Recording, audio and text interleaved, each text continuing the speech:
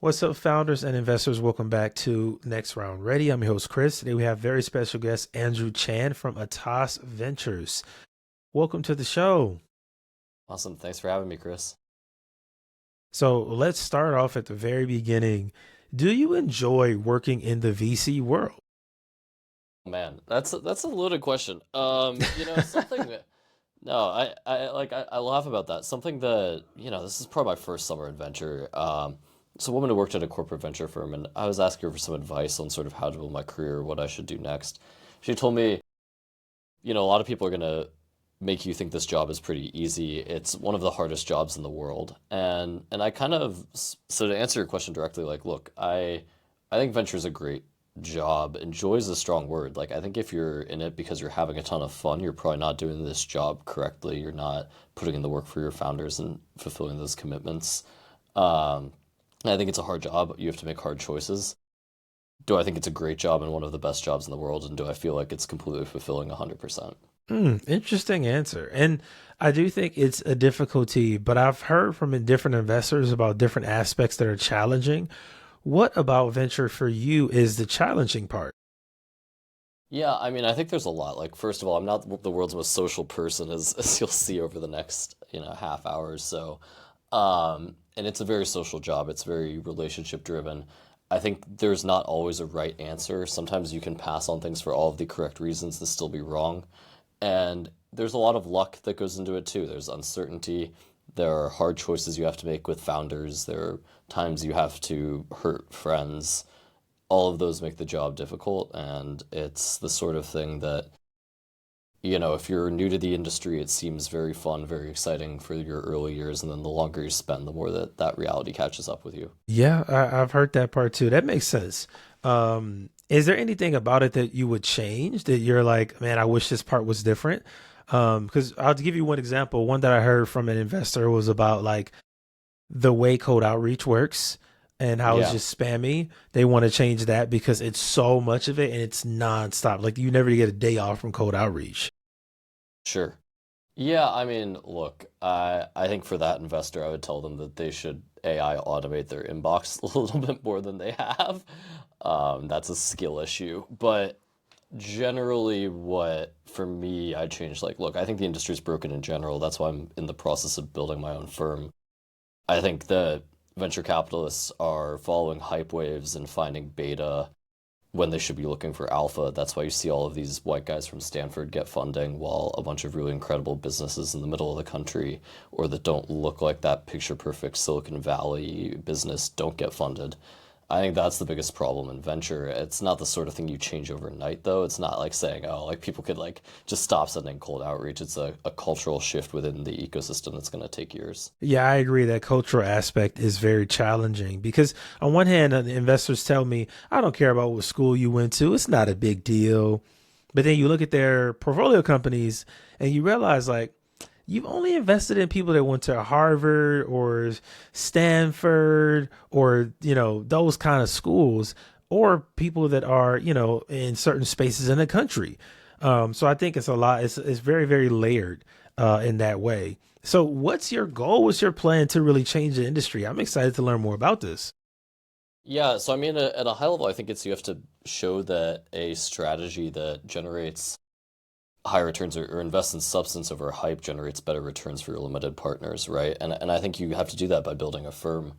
It's by saying, look, by creating transparency in the investment process, by using fundamentals driven underwriting, a highly scientific, rational approach to investing, by not discriminating based on, these whether something's an AI startup or whether someone's building in a certain space that might not be appealing or their background necessarily.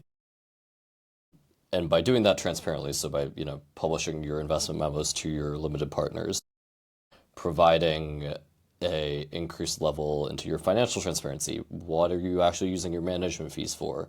Are you using that to manage a firm? Are you using that to pay your bankroll, your vacation in Europe over the summer? Um, and then by codifying that, and eventually where I'd like to get to is saying, look, right now venture operates on a 2 and 20 model. So as soon as you hit a 1x, VCs get paid 20% of any profit after repaying the management fees.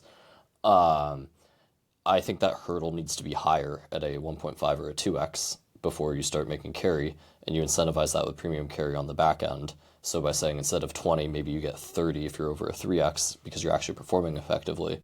And I think by the time you shift to that model, that disincentivizes hype wave chasing because you make no money off of chasing a hype wave. You don't generate carry, you don't generate returns for yourself. And that leads to people actually having to do their jobs, which is, I know, a novel Right. concept. Like, it sounds so simple, but it's like, I will probably spend my career working on this to change maybe 5 or 10% of the industry. Wow, that was a lot right there. But I do like the way you broke it down in terms of how things need to evolve to like that higher level because then we get past the hype. I know one investor, Mike McCombie, he told me he literally doesn't invest in startups that need hype. Like that's his whole thing. And so he's like, if you bring me a startup, they can't have any hype on them because it's like you don't know if you can measure their success because of the hype or because the product or service is actually good. So then it could become a problem. And I love the way he puts that because I think the hype for the startups, it's really weird, man. This chasing of clicks and views, like some founders want to be seen as if they're YouTubers or streamers now. It's so backwards. It's really strange. Yeah, it's interesting. I mean, one thing I'd say with hype, it's like, look, I'm not anti-hype fully, right? I think there's a reasonable amount of like sometimes things have hype because they deserve them. I'll give the example. I spent a lot of time in Claude Code over the last 4 months. Anthropic, now that the market position that they have has overtaken OpenAI, I think it deserves the prices that they're getting, right? And it deserves a higher valuation multiple in some cases. On the flip side of that, yeah, I mean, right now I think we are entering, for better or for worse, we're entering a world of an investor influencer and a founder influencer. I don't think that's value accretive. I don't think it produces technologies that actually affect the lives of real people that change the world. Um, it's almost a necessary evil though, and like I spend a lot of time posting on TikTok. I have founders who, I encourage to be forthcoming in their PR and PR approaches because unfortunately for some of this too, if you don't subscribe to the industry meta, you will get washed out. Yeah, you get pushed out the way. So it does kind of feel like a damned if you do, damned if you don't for founders because I've had some founders ask me, like, when it comes to hype, how do I show that I have traction or I'm making progress, I'm growing, if I'm not leaning into the hype? Because sometimes it seems like that's the only answer they have outside of obviously just customers. But I think that trap is so big for founders to say, well, I don't know if you've seen this on X recently. So many people have been caught faking their numbers. They're faking ARR. They have fake customers. I've only seen two, and I think that's Cluely and Delve, but that's Yeah, yeah. it's been bad. The Delve one it was bad. It's a bad look. It's a very bad look. And I don't think founders think about it that way. They just think, well, if I get attention, it's attention. And I think there's some ways you want to avoid getting attention as a founder for sure. Oh, yeah, 100%. No, and I mean, look, it's the difference between clicks and sustainable revenue. You might have seen this on LinkedIn. Actually, I got into a bit of a tiff with the founder of Cluely, and I basically said, "Look, man, like revenue is one thing. Drop your NRR, and we can talk, right? Like if you have high Right. revenue retention, if you have a real product, I will happily rescind everything I've ever said about that product. And most AI apps, if they really do have that retention, if they have active user metrics, people actually using the platform versus just shadow ARR. I think those are two very different things, and a lot of VCs don't necessarily disentangle those two either. Yeah, I've noticed that some investors rush that process of like, because I introduce founders to investors all the time. And when some founders meet the investor, it's going to take 3 months. They're like, so and so gave me a check within 2 weeks. I'm just like, look, that's not every investor. That's some of them. You got to be ready for some other ones to they have a process. You got to follow that. If that's how they've invested, then you can't just switch it up. It can't be something that you do momentarily because of the founder you're talking to. Um, do you think that there's a gap in terms of knowledge for founders and overall the venture capital details? Like, if you could force a founder to learn something about the VC world, what would you want them to learn? Yeah, it's interesting. One of my buddies, weirdly enough, decided to launch a course on this of like what VCs don't tell you. This guy Clarence from True Ventures, and it's like, look, I mean, I think you can find most of this online. venture capital is a game at a high level, and I think you have to understand that it's a game. There are rules of the game. These rules may or may not make sense to you. I mean, look, I played baseball for 10 years. There are rules in baseball that make no sense whatsoever. They will never make sense. Like why? What is what is an infield fly rule? I mean, I get the infield fly. It's a bad example, but there are rules in baseball that are just ridiculous. The pitch clock, some might argue, same concept in venture.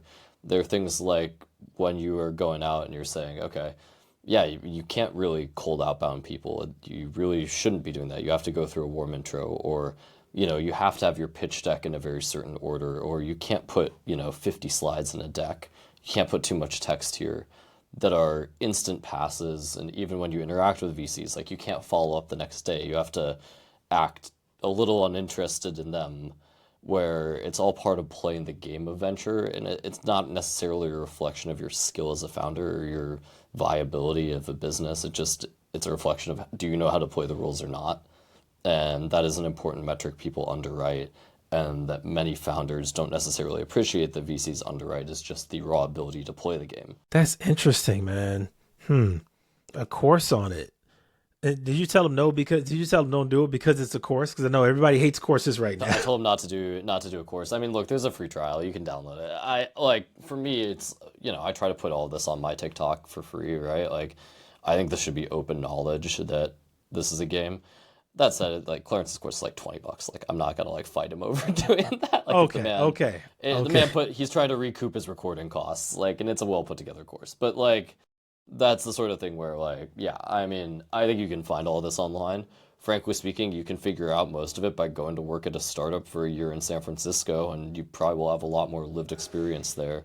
But like, there is a real level to which that experience does end up mattering. And I'll meet founders all the time who come from academic backgrounds, because I do a lot of heavier science businesses, and they don't understand the game of venture. And they're saying, well, I took these calls and like they seemed interested. Why aren't they investing? And you're like, well, they weren't actually interested. That's just you not playing the game right. Yeah, I run into that when I'm introducing some founders to investors, where the investor says they're writing checks and says they're active, but then when I send somebody over, they disappear, and they're like, "Yeah, we're just not writing checks right now." It's like, well, wait, we talked a week ago, and you wrote. What happened? Like that fast, it just changes. So I can say that the speed of some of these people, it bothers me, because there are some people in this world who are either super fast and they don't do any due diligence, or they're way too slow and it takes forever to get anything done. So like that happy medium is what I'm focused on, because I think that's more of what founders need, is the balance of knowing when to speed up, knowing when and how to slow down. That can make you unstoppable. Yeah. Well, I mean, look, what I'll say is you can accelerate a diligence process. I think that was something that at my old firm at Builders we were incredibly good at. We were running quick and thorough diligence processes. I think that's what gives you a leg up in an investing space too.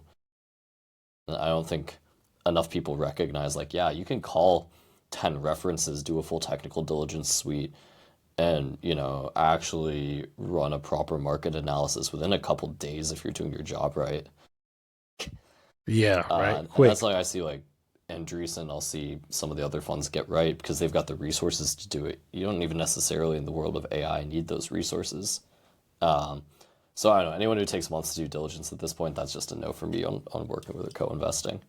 That's Right. I get it, man. I get it. It has to be a no. And so let's talk more about you as an individual investor. What's like your overall focus in terms of your thesis? Yeah, so I've defined my thesis for the firm as something I call American necessities.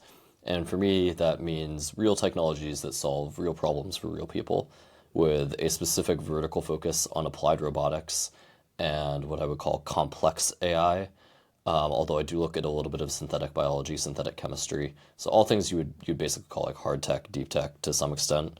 And within that, I'm specifically looking at businesses that transform critical industry, things that touch the lives of real Americans. So energy, agriculture, manufacturing as the three main pillars. But I also look into basically anything else you consider an old, slow-moving industry. Wow, that's hard tech. I hear is like the hardest space of venture capital. Yeah, Is I mean, I that, do think you it's think that's true? well, I think it's true for a lot of people. I'd say, look, for me, I come from a technical background.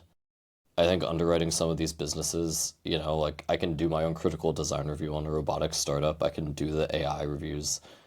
Um, is it harder to make money? Like, no, I think there's just choose your heart, right? Like CPG, you're gonna have a cold start problem. You're gonna have brand awareness, brand marketing. That's a challenge. Yeah. You go into SaaS, you have competition. You have, difficulty unseating legacy workflows. That's hard. Hard tech, it's engineering risk. I'd always rather underwrite an engineering risk personally than a market risk or a fundamental idea or thesis risk. So that's at least how I view it. I do like I tend to stay away from what you call deep tech, which is places where you are taking science risk. I don't think that's something you can necessarily underwrite. So something's a scientific feasibility question like quantum or some of like the fusion reactors are similar. I don't really look that deeply there. But if it's like oh, we need to build an industrial robot, we're integrating 7 or 8 different tech stacks, and we're going to deploy it on site and create a vision kit for safety. It's a solved challenge. It's not that people haven't done it. You just have to do it better. Okay, so what do you as an individual investor look for in founders? And you can be brutally honest here because this is where founders need that like harsh insight of like not Yeah. just the somebody that's coachable, but like the real hard stuff. Um, I would love to hear from you because you're a very different investor from a lot of the people I've had on the show.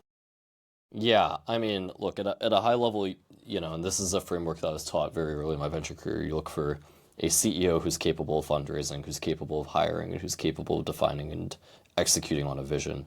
You look for a CTO who's technical enough to guide the technical direction and guide the technical part of that vision. Um, and those are the two things. It's just team, investing at the pre-seed. If you're underwriting anything other than the team, like you obviously want a market that'll support a business. You don't want to be investing in like absolute dumbassery. You don't want to be throwing money down a black hole. But it's really team technology, general thesis in an area. For me, that you can also define that as like founder market fit to some extent on the CEO side of saying, why is this person building this business? Is it a Stanford grad who grew up in the suburbs who's trying to disrupt mining tech because they read a headline in Forbes? Or is it a guy who worked on a mine site for 15 years who saw this in his day to day and wants to disrupt it because he's solving a problem that, hurt somebody on a job site who's close to him? Like that story part matters. Um, but yeah, I mean, I think the most common reason I pass on something, like A, it's out of thesis, out of scope. The technology's not complex enough. If I think I can build your company, I'm not going to put money into it. That's by far the number one. And I don't Really? tell people that directly typically, but I it's was gonna a, ask that next, like, yeah. because that's an asshole thing to say. Like, I No, I can't mean, invest because I could do this. well, like it isn't, it isn't, right? Like if I'm looking at a SaaS product and I say, okay, if I gave myself this amount of money, could I build a team who could do this? Then the answer's got to be no, right? Um, and that happens all the time. If I again, this is a worse metric, and this will sound like an asshole thing, but the number of times that stuff doesn't hit this bar, you'd be astounded. So I mentor a high school robotics team in Colorado, and if I think my high schoolers could build your robot, you're not getting a check. Um, Oh, well, and that's honestly, that's a good barometer. I like that one because you're probably around some brilliant students too. And like, yeah, they're good kids, but they're kids, right? Like they're right, not, yeah. like every year we sit down, and this is an anecdote, but like we'll sit down during the annual design review. I'm like, guys, all right, this year we're gonna make conservative design decisions. We're gonna do proper trade-offs, cost benefit analysis. They're like, nah, we're just gonna do everything. Like every year, and then the robot inevitably breaks. But again, there are startups I've seen built who you're like, oh, that's like, their robot control systems are more complex than some of the things you'll deal with there. And that's just a barrier on thesis. It doesn't mean those people won't make money. It's just like I said, I'm not really interested in competitive markets. If it's that easy to build or replicate, you will have a competitive market.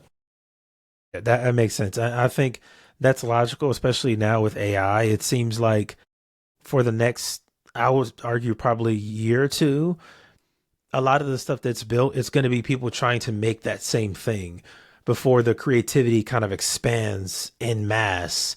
Because now that anybody can go and code an app, you're going to see a lot of SaaS companies just completely fall off a cliff because I can go and make this rap in a weekend with $50.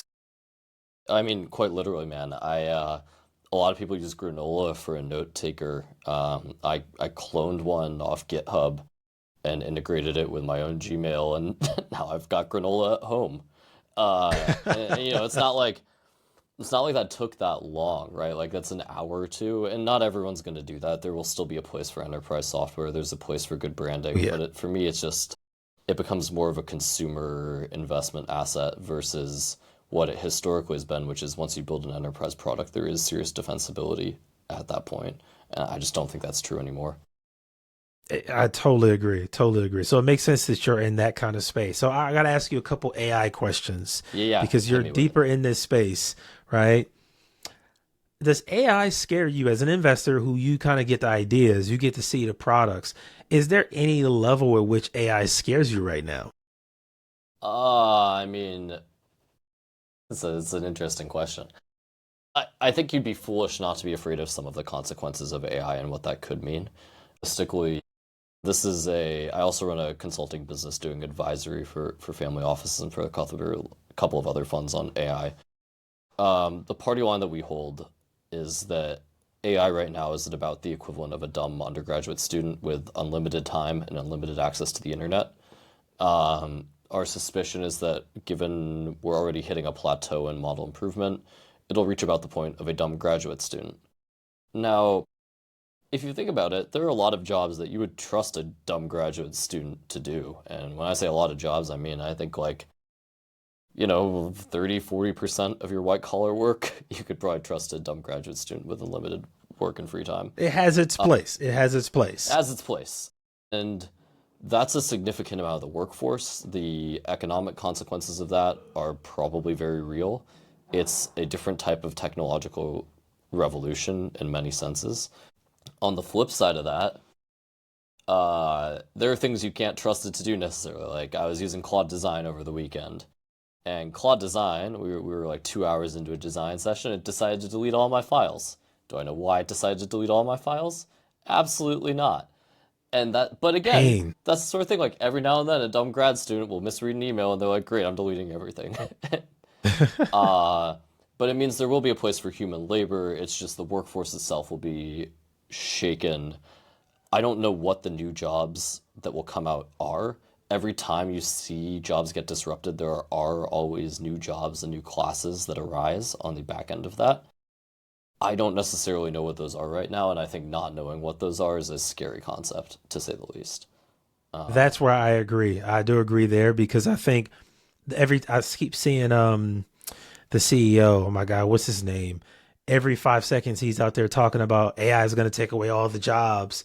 And I think that's just fear mongering. I don't think the jobs will go away. I just think it's going to change. It's going to shift. It'll be altered because I do think if we're going to reach that space where AI can do the entire job fully, I don't think we're close to that. I think that's like a whole 2 generations away. I don't think we're in that conversation yet. Just we're not there. Is it a yeah, possibility? Maybe, but I don't think we're close to that. But I do think, like you say, the jobs will just evolve, and we just don't have clarity on what that evolution looks like, and that's what's scaring the hell out of people. That right there. yeah. I mean, from an evolution side specifically, like I'd say it's not a risk whatsoever unless the model architectures evolve. And I think it would be foolish to discount a possibility of the model architectures evolving, but under a current LLM structure, you will always be capped by your training data. For modern LLMs, the training data is the entirety of the internet, which means you will average out to being about the equivalent of your average person on Reddit.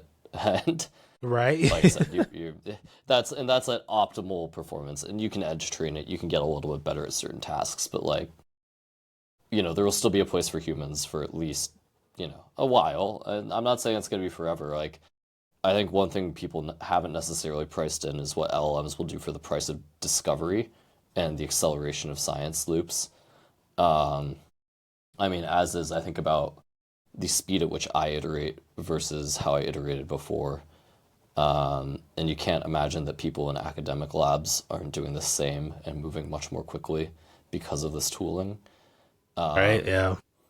I mean, yeah, I was looking back. There was a project I did, God, 6 years ago when I worked at NASA's Jet Propulsion Lab. And I am 90% sure, and I need to validate this, but that you could recreate that entire project in one prompt on Claude Code. And that was a summer work, Wow. basically, like 3 months of straight work. We're in a So, different anyways, time, man. yeah, This is different time, crazy.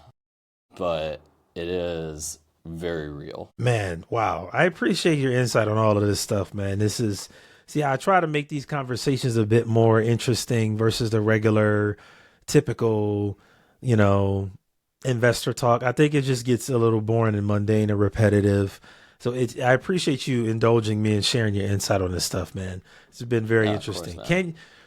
Do you want founders to reach out to you, or are you like against the code outreach? No, no, I don't really care. I read everything that comes inbound. Cards on the table, though, if you send me a AI generated cold outreach, you're going to get an AI generated cold response too. Um, and that's filtered. I mean, look, my email is andrew@atas.vc. If you think you fit the thesis, definitely reach out. I think the most common misconception, though, is people think that they are building something that's truly deep tech when a lot of what I end up looking for are closer to science projects than things you put in a pitch deck. So, don't be hurt if I say no. All right, man. I appreciate you being here, being an amazing guest. No, for sure, man. I appreciate you having me on.